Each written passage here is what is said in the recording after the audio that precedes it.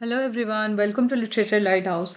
आज की क्लास में हम डिस्कस करेंगे कुछ इंपॉर्टेंट क्वेश्चन जो बहुत बार पूछे गए हैं बहुत सारे एग्जाम में। फॉर एग्जांपल ग्रेजुएशन में, पोस्ट ग्रेजुएशन में, उसके अलावा असिस्टेंट प्रोफेसर के एग्जाम में भी यहाँ से क्वेश्चन बने हैं जो भी सब्जेक्टिव एग्जाम बेस्ड होते हैं। तो आज हम यहाँ पे दो इंपॉर्टेंट क्वेश्चन डिस्कस करेंगे कांतापुरा नॉवल से। Kanthapura that is written by Raja Rao. तो जब भी आप नॉवेल्स की प्रिपरेशन कर रहे हैं, आपको हमेशा इस चीज़ का ध्यान रखना है कि सबसे पहले आपको प्लॉट पता होना चाहिए उस नॉवेल का। So you have to read about the details of the plot. उसके अलावा आपको कैरेक्टर्स पता होने चाहिए, कौन से इंपॉर्टेंट कैरेक्टर्स हैं जिनका प्लॉट में बहुत इंपॉर्टेंट रोल है। इसके अलावा आपको कुछ इंपॉर्टेंट थीम्स याद रखनी है। ओके, नेक्स्ट आपको याद रखनी है कोटेशंस। एटलीस्ट आपको 2 कोटेशन तो आनी ही चाहिए, मिनिमम 2 कोटेशन की रिक्वायरमेंट है जब भी आप लॉन्ग आंसर टाइप क्वेश्चन लिखेंगे। तो आपको हमेशा लेंदी कोटेशन के साथ नहीं जाना है। आप कोशिश करें 1 लाइन की या 1.5 लाइन या 2 लाइन्स की मैक्सिमम आपको जो है कोटेशंस याद रखनी है, क्योंकि ये आप सभी जानते हैं कि अभी आप एक-एक वर्क पढ़ रहे हैं तो कोटेशन याद करना थोड़ा-सा आसान होगा, पर जब आपके पास सारा सिलेबस कंपाइल फॉर्म में हो जाएगा तो आप चीज़ों को भूलेंगे। तो मैंने आपको पहले भी बोला है, कोटेशन को आप एक डायरी में या एक कॉपी में आप नोट करिए सभी कोटेशंस को साथ में, और बीच-बीच में रिवीजन भी करते रहिए। इसके अलावा आप कैरेक्टर्स को, जो पब्लिकेशन ईयर है उसको भी बीच-बीच में देखते रहिए। तो आज की क्लास में हम कुछ इंपॉर्टेंट पॉइंट डिस्कस करते हैं। यहाँ से आप ये याद रखिए कि जो भी इंपॉर्टेंट पॉइंट्स आपको लग रहे हैं उनको पॉइंटर्स के रूप में आप अपने नोट्स में भी ऐड कर सकते हैं। Okay, so let's start the very first question. पहला क्वेश्चन है एग्जामिन द नैरेटिव टेक्निक। आपको एग्जामिन करना है, ठीक है। यहाँ पे डिस्कस नहीं करना है, हमको डिटेल से चीजों को नहीं बताना है। एग्जामिन का मतलब है कि आपको उन पॉइंट्स को बताना है जिसमें नैरेटिव टेक्निक्स है, और आपको जो भी नैरेटिव टेक्निक्स जो दिए गए हैं उसका एग्जाम्पल्स देते हुए आपको यहाँ पे उसको एक एक तरह से एग्जामिनेशन फॉर्म में देना है। ओके, एग्जामिनेशन फॉर्म मतलब कि आपको जस्टिफाई करना है चीजों को। आप देखेंगे कि कहाँ पे वो नैरेटिव टेक्निक आई है। ओके, चेक करेंगे एक तरीके से। सो पहला पॉइंट जो है वो Kanthapura by Raja Rao is distinguished by its remarkable narrative technique. ये आपका इंट्रो का पार्ट है। इंट्रो आपका बहुत ही ज्यादा अट्रैक्टिव होना चाहिए। आप कैसे अट्रैक्टिव इन द सेंस शानदार होना चाहिए, जो रीडर को कहीं ना कहीं उसके ध्यान को ग्रैब कर ले, अटेंशन को ग्रैब कर ले। आपको कहानियां नहीं लिखनी, टू द पॉइंट आपको इंट्रो लिखना है। Which blends Indian oral tradition with the English novel form. देखिए यहाँ पे क्या है, राजा राव ने इंडियन ओरल ट्रेडिशन जो कि नैरेटिव टेक्निक है, स्टोरी टेलिंग को इंग्लिश नॉवेल फॉर्म के साथ ब्लेंड किया है। और इस नॉवेल में राजा राव अटेम्प्ट करते हैं to reshape English to convey the rhythms, beliefs and sensibility of the rural India. ये आपको याद याद रखना है। इस इंग्लिश नॉवेल में राजा राव इंग्लिश लैंग्वेज में जो इंडिया का जो इंडिजिनस रिदम्स है, बिलीव है, सेंसिबिलिटी, उसको दिखाने की कोशिश कर रहे हैं।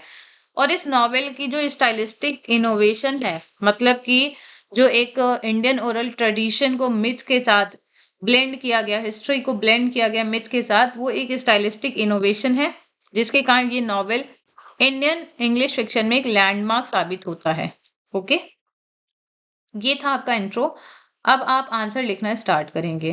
तो सेकंड जो पैराग्राफ है वो आपके आंसर की बॉडी का फर्स्ट पैराग्राफ होगा। ये आपको अच्छा लिखना है। छोटा पैराग्राफ लिखेंगे, एक कोटेशन आपको इंक्लूड करना है, टू द पॉइंट चीजें लिखनी है।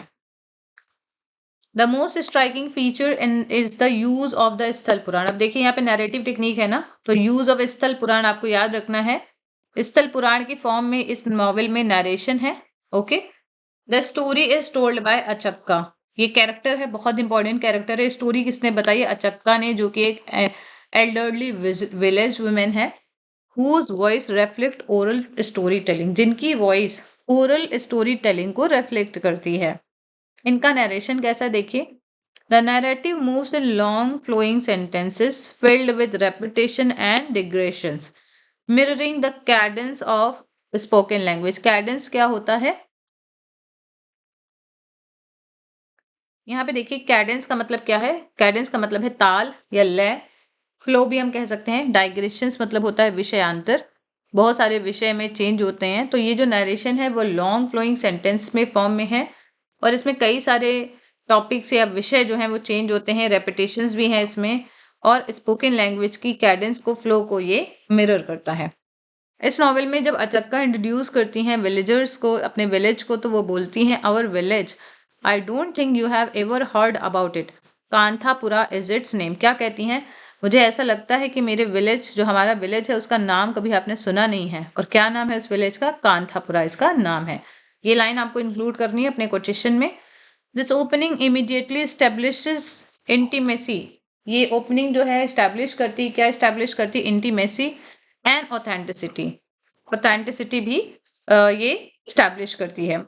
Grounding the narrative in collective memory rather than detach narration, ये जो नरेशन है ये कलेक्टिव मेमोरी के फॉर्म में, अचक्का की कलेक्टिव मेमोरी के फॉर्म में है, बजाय कि डिटैच नरेशन के। मतलब कोई एक ऐसा व्यक्ति नहीं है जो थर्ड पर्सन नरेट कर रहा है, बल्कि अचक्का जो उस गांव का एक पार्ट थी, वो इस स्टोरी को, या ये जो फ्रीडम मूवमेंट हुआ था कांथापुरा में, उसको ये नरेट कर रही हैं। मतलब ऑथेंटिक नरेशन है। ओके, दूसरा इंपॉर्टेंट जो टेक्निक है यहाँ पे वो क्या है? Blending of myth and contemporary history. अब देखिए यहाँ पे जो जो पॉइंट्स आ रहे हैं, इसको आप अपने हेडिंग वाइज भी अगर आप आंसर लिखेंगे तो आप लिख सकते हैं। जैसे यहाँ पे आप क्या लिख सकते हैं? यूज ऑफ स्थल पुराण, मोड ऑफ नरेशन, इसको आप पहली हेडिंग बना सकते हैं। दूसरी हेडिंग आप बना सकते हैं blending of myth and contemporary history. जब भी आप हेडिंग लिखेंगे, आप हमेशा हेडिंग का जो लेटर होगा, फर्स्ट लेटर आप कैपिटल लिखेंगे। जैसे फॉर एग्जाम्पल यहाँ पे द, ब्लेंडिंग का बी, मिथ सी, एच, ये सब क्या होगा आपका? कैपिटल लेटर में होगा। जो भी कंजंक्शन होते हैं और आर्टिकल, उसको हम, आर्टिकल और प्रेपोजिशन, इनको हम कैपिटल में नहीं लिखते हैं। आर्टिकल में मतलब सॉरी, आर्टिकल नहीं, कंजंक्शन और preposition. Okay, Gandhi is portrayed not merely as a political leader, बहुत इंपॉर्टेंट पॉइंट है ये। गांधी जी को यहाँ पे एक पॉलिटिकल लीडर के रूप में ही प्रेजेंट नहीं किया गया है, पोर्ट्रेट नहीं किया है, बल्कि उन्हें एक डिवाइन फोर्स के रूप में प्रेजेंट किया गया है। बहुत इंपॉर्टेंट पॉइंट है। The villagers compare him to Ram fighting against the evil of colonial rule.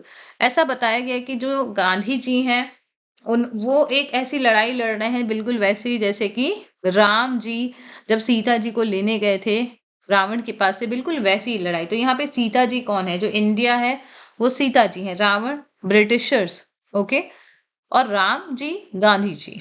Okay, evil क्या है? कॉलोनियल रूल है इविल, जिसके अगेंस्ट सभी जो लोग हैं वो लड़ाई कर रहे हैं। ठीक है, तो ये आपको याद रखना है कि राम जी से कंपेयर किया गया है गांधी जी को। Okay, the struggle for independence is mythologized, ये आपको याद रखना है। जो इंडिपेंडेंस का जो स्ट्रगल है उसे माइथोलॉजी के फॉर्म में दिखाया गया है, गिविंग इट एपिक सिग्निफिकेंस। इस तरह से इस जो स्टोरी है या जो नरेशन है उसे एक एपिक सिग्निफिकेंस मिलती है। The fusion of myth and politics, इस नॉवल में हम देखते हैं मिथ और पॉलिटिक्स का फ्यूजन है, जो रिफ्लेक्ट करता है कि how rural Indians interpreted national events through religious imagination, कि कैसे रूरल इंडियंस ने नेशनल इवेंट्स को रिलीजियस इमेजिनेशन के थ्रू कैसे इंटरप्रेट किया। मतलब अपने रिलीजन को उन्होंने हिस्ट्री के साथ जोड़ा, मिथ के साथ जोड़ा और उसे समझा। पॉलिटिक्स और मिथ का एक फ्यूजन भी आपको देखने को मिलेगा। इस नॉवल में एक बहुत ही इंपॉर्टेंट पॉइंट है, वो ये है कि राजा राव ने इंडियनाइज किया है इंग्लिश को।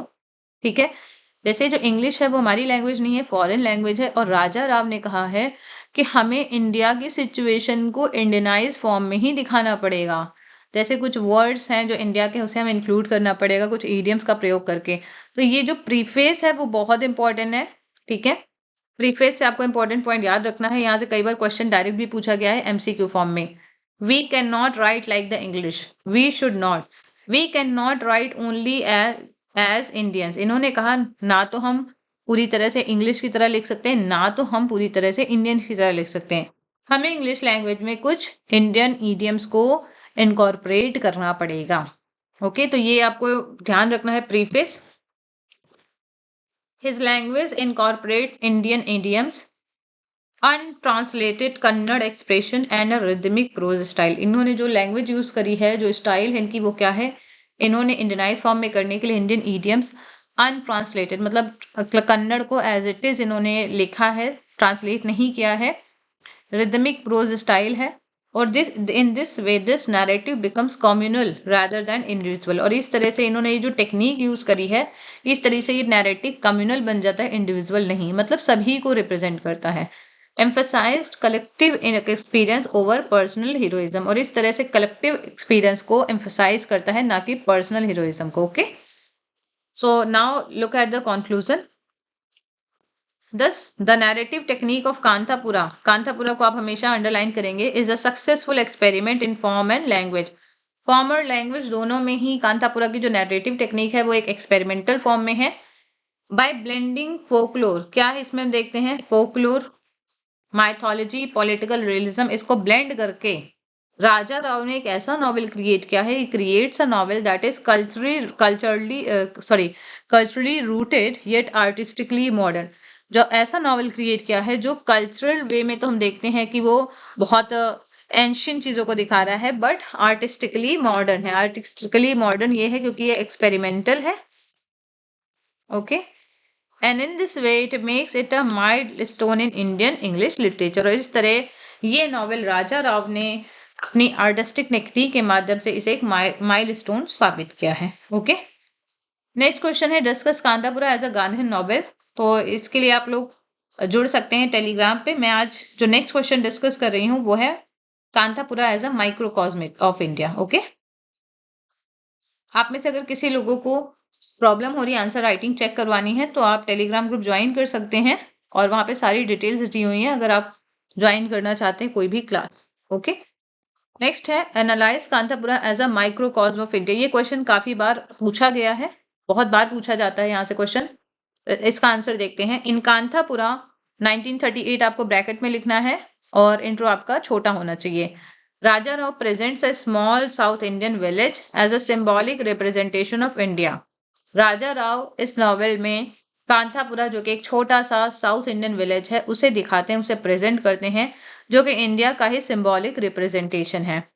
The social, religious, and political realities of the nation are reflected within this limited geographical space. पूरे इंडिया में जो सोशल, रिलीजियस और पॉलिटिकल जो सिनेरियो चल रहा था उसे इसी छोटे से जोग्राफिकल स्पेस में दिखाया गया, रिफ्लेक्ट किया गया है. The village mirrors India's traditional social structure. यहाँ पे शुरू में ही बताया गया है कि विलेज जो है वो अलग अलग कास्ट के अकॉर्डिंग डिवाइड किया गया है, और यहाँ पे कास्ट डिवीजन है, अलग अलग रिचुअल प्रैक्टिस है. यहाँ पे कौन कौन सी कास्ट के लोग हैं, ब्राह्मण, पारिया और अदर कास्ट, वो सभी एक हायरार्किकल सिस्टम में रहते हैं. हायरार्की रहती है, जैसे कि जो ब्राह्मण है वो सबसे ऊंचे रहते हैं और पारिया जो है वो सबसे अलग एरिया में रहते हैं. ओके, यहाँ पे जब नरेशन होता है, चक्का नरेट करती हैं तो वो बहुत ही प्राउडली असर्ट करती हैं, our village is the centre of the earth. Our village is the centre of the earth. तो ये क्या एग्जैजरेट कर रही हैं, ये एग्जैजरेशन क्या सजेस्ट कर रहा है कि कांथापुरा जो प्लेस है वो सिंबॉलिकली पूरे एंटायर नेशन को रिप्रेजेंट कर रहा है, एंटायर नेशन को रिप्रेजेंट कर रहा है. The political awakening of the village parallels the national freedom movements. ये जो political awakening है सभी विलेज, सब पूरे विलेज की, ये फ्रीडम मूवमेंट जो कि नेशनल लेवल पे चल रहा था उसे पैरेलल करता है. Gandhian ideology spread through Kanthapura just as is spread across India. और गांधीयन आइडियोलॉजी को हम देखते हैं कांथापुरा जो प्लेस है, जो गांव है, वहां पे स्प्रेड होते हुए हम देखते हैं जैसे कि उनकी आइडियोलॉजी पूरे इंडिया में स्प्रेड हुई थी, फैली हुई थी. The villagers describe British rule as oppressive and alien. ये आपको याद रखना है. जो विलेजर्स हैं वो ब्रिटिश रूल को कैसे बताते हैं, ऑप्रेसिव बताते हैं और एलियन की तरह. Police repression and imprisonment reflect the larger colonial reality. Police यहाँ पे कांतापुरा में भी बहुत सारे लोगों को पुलिस पकड़ लेती है, उन्हें रिप्रेस करती है, उन्हें इम्प्रिजन करती है. तो ये जो कॉलोनियल पीरियड में जो बाकी लोगों के साथ नेशनल लेवल पे जो चीजें हो रही थी उसे यहाँ पे दिखाया गया है. Okay, The mythic statement that evil forces must be defeated like Ravan symbolize national resistance. अब यहाँ पे गांधी जी को एज राम प्रेजेंट किया गया है. ओके, और इंडिया को सीता के तौर पे रिप्रेजेंट किया है, सीता जी के तौर पे, और जो ब्रिटिशर्स हैं उन्हें रावण के तौर पे रिप्रेजेंट किया, इविल फोर्सेस को रिप्रेजेंट किया गया है. तो यहाँ पे ये बताया जाता है कि जैसे राम जी ने रावण को रेजिस्ट किया था, सेम एज गांधी जी भी जो ब्रिटिशर्स हैं उनकी कॉलोनियल रूल को रेजिस्ट कर रहे हैं. ओके, तो यहाँ पे नेशनल रेजिस्टेंस की बात होती है. नेक्स्ट यहाँ पे हम देखते हैं सोशल रिफॉर्म। नेक्स्ट पॉइंट क्या है? Social reform. ये दूसरा एक डायमेंशन है। तो सोशल रिफॉर्म में हम देखते हैं challenge to untouchability and the participation of women. बहुत इंपॉर्टेंट पॉइंट है। यहाँ पे मूर्ति अनटचेबिलिटी को चैलेंज करते हैं। ओके। और ब्रॉडर ट्रांसफॉर्मेशन जो कि पूरे इंडिया में हो रहा है उसे ये सभी लोग रिप्रेजेंट करते हैं। विमेन का बाहर आना नेशनल मूवमेंट पे एक बहुत बड़ी बात थी, क्योंकि उस समय बहुत सारी विमेन जो है वो इन सभी में भाग नहीं लेती थी। ओके।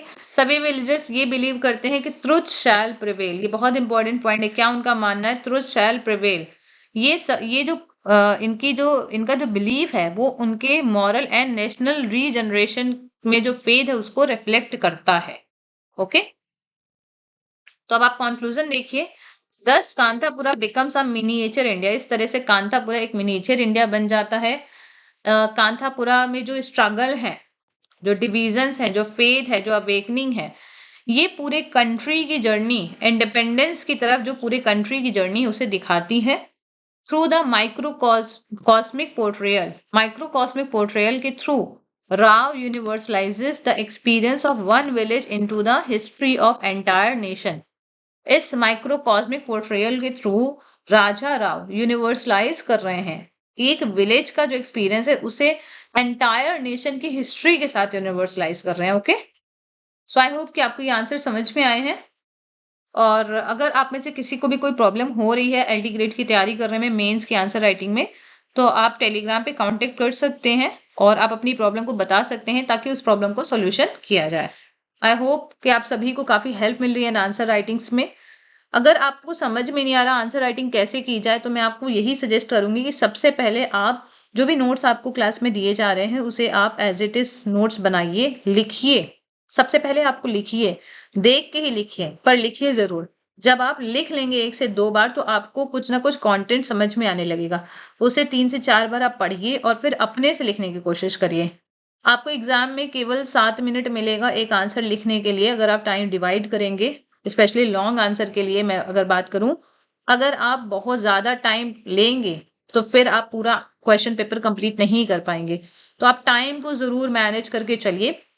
बहुत जल्द मैं आप सभी के लिए टेलीग्राम ग्रुप पे एक फुल टेस्ट अपलोड करूंगी, तो आप में से जो भी लोग टेलीग्राम नहीं ज्वाइन किए हैं आप ज्वाइन कर सकते हैं। उसमें मैं डेली कुछ ना कुछ क्वेश्चंस आपको भेज रही हूँ प्रैक्टिस के लिए। तो आप वहां से क्वेश्चंस देख सकते हैं कि कैसे क्वेश्चन आपके एग्जाम में आएंगे और वहां से आप प्रैक्टिस भी कर सकते हैं। कोई भी प्रॉब्लम हो आपको तो आप मुझसे कॉन्टैक्ट कर सकते हैं। ओके। तो मिलते हैं नेक्स्ट क्लास में। तब तक के लिए आप सब लोग अपना ख्याल रखिए। Thank you so much. Take care.